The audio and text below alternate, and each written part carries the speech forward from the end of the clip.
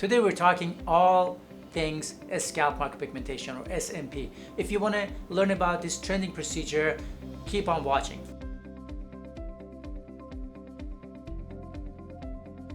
I'm Dr. Parsa Mohebi from Los Angeles, California. Today I'm going to go over scalp micropigmentation or SMP, which is a trending procedure that can help many people who have hair losses. We're talking about typical male pattern hair loss, female pattern hair loss, or other types of hair loss or scarring of the scalp.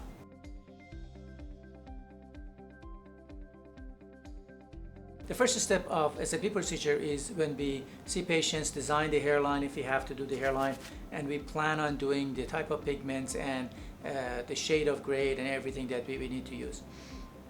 Next step is when we take patients to procedure room, and sometimes we use numbing medicine, sometimes sedation, but most of the time people don't even need sedation or numbing medicine.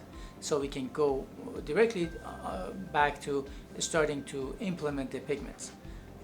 So we clean the area, clean the scalp, and start using a special machine implementing the pigments into the scalp. Next phase is when we clean up and wash patient's scalp, and patient can go home.